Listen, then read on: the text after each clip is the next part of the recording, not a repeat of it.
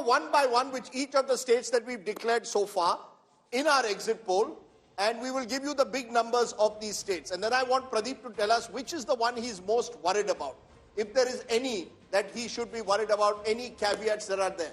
Take a look at all the 3 states that we've called so far in the Axis My India poll. Madhya Pradesh is the big one. 140 to 162 out of 230 to the BJP, 68 to 90 to the Congress. Kamal looking rather glum there.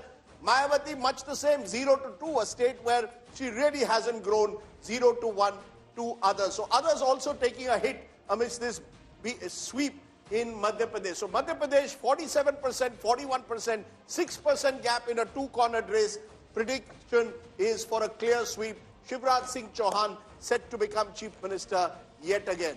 Then take a look at Rajasthan. Rajasthan, remember, for the last 30 years, the same parties have rotated every 5 years. This time, we're saying out of the 200 seats, the BJP 80 to 100, Congress 86 to 106, BSP 1 to 2, others 8 to 16. 199, 1 seat has been deferred because of a death. So clearly the Congress has the edge, but a potential hung assembly could also be there. But this could be a break of the reverse of Rajasthan. The good news for the Congress there.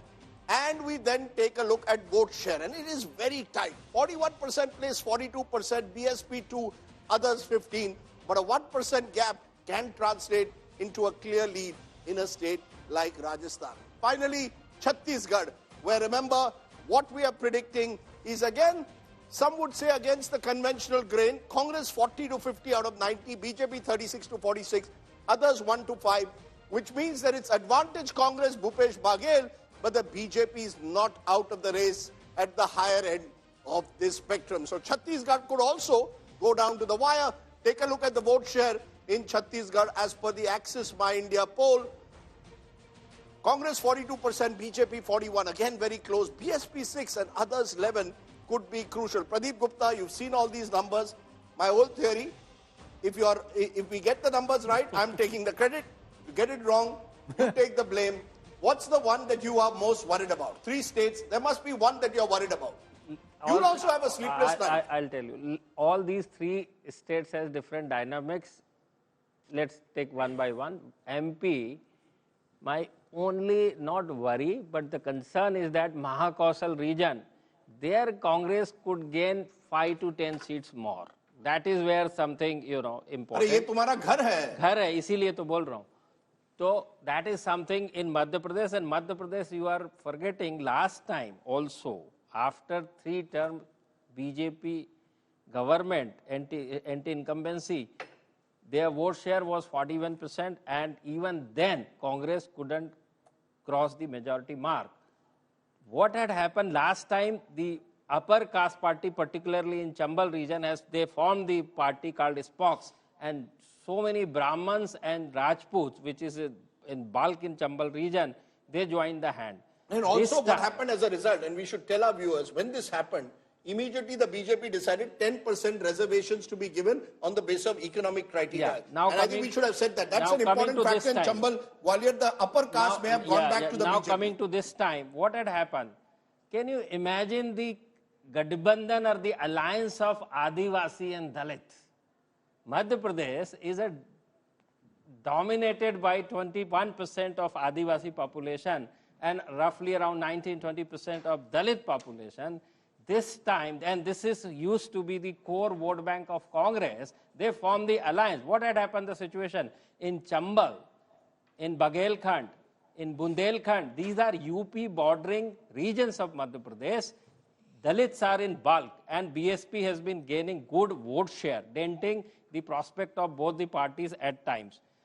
The other side, the Adivasis, which is in Mahakaushal, which is in Malwa, contributes half of the state as far as number of seats is concerned. Their Adivasis are in this thing. So why have they switched from the Congress to the BJP in your view? Kyun badle? Purely delivery. It is not just one scheme, not but one scheme. It is from since 2005 when Shivraj Singh came to the power. He came out with Gaon Ki Beti to Ladli Lakshmi, which is very flagship scheme, to series of women-centric scheme. It's not 1, 2 or 3. It's just not that he's been called Mama. There is a reason to it. You know, and I myself has interviewed so many women and they are saying, Mama जो हमको सब कुछ देता है उससे हम दगाबाजी कैसे कर सकते हैं? And the biggest story among Dalit and Adivasi, male is voting more to the Congress and female to the BJP. In my own constituency of Varasuni, where Pawar Jati, OBCs, population is 30%. After 35 years, there was a Pawar candidate fielded by Congress party. Even among them, male is like one side and female is other side. I have voted so many female. They are saying nothing doing. Nothing doing. If you were a money manager, there are some who like to be outliers. Pradeep Gupta is not managing money, he's doing the polls, but he likes Chetan to be an outlier. He just likes to poll after poll break away from the pack and say something different. Ki thoda kuch bhaukali karte hain. It's a bit like that. Because this is going against the grain of conventional wisdom in Chhattisgarh, where the Congress was supposed to be sitting pretty, going against the grain in Rajasthan, where the BJP was supposed to win handsomely, going against the grain in Madhya Pradesh, where the Congress had to have the edge. Inko har cheez ulti bolni hai bhai. Well, I mean, that's the hallmark, right? If you follow the herd, then you're not going to be exceptional. You're going to revert to just the average. And he's clearly, he always trends on. He's always playing against the odds, Rahul. And he's always right after that. 94%. 94. I mean, that's very high. So, just to repeat what Chetan said, I think one advantage which Access My India and Pradeep ji has is very, very large sample size. And basically, because most other polls, either they don't do face-to-face or they don't have this kind of sample. And so this basically gives him a very high advantage. And he's polled at least thrice. Yes. So he's not just polling in a post-poll scenario. In the build-up, months earlier he's polled once, weeks earlier he's polled once, just before polling he's got 3 rounds of pre-poll surveys. We don't show that on TV.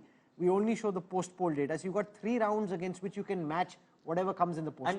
And he keeps polling, not just on elections, but on other things. So he has sort of like district level, constituency level, much more information to be able to match what's happening on the electoral front, because all other demographics also. So Madhya Pradesh done. He's also a bit of an outlier in Rajasthan. Most of the others are predicting the BJP ahead of the Congress. My sense is you've got Madhya Pradesh right. The more I see your data, I can't see any reason to that you. My worry with Pradeep, where you and I have a problem, is Rajasthan. I think the Congress and the BJP are in a dead heat at best, if not the BJP having an edge. Why are you saying so convincingly Congress ahead? In Rajasthan, the most important factor is the rebels. Others. And the others. Rebels and others is one of the same thing. They become rebel and join smaller parties because they have the advantage of symbol, like BSP, ASP, CPM. CPM, of course, no rebels join CPM. But, and what you are saying and what I am saying, there is hardly any difference in my poll and what you are saying is only 6 seats. And as far as vote share is only 1%. So Madhya Pradesh could go, Rajasthan could go either way. Of course, that is what we have shown. So kaun banega Mukhyamantri in Rajasthan is an open race. Definitely, yes, definitely. Because see, as high as 18 independents or rebels or smaller parties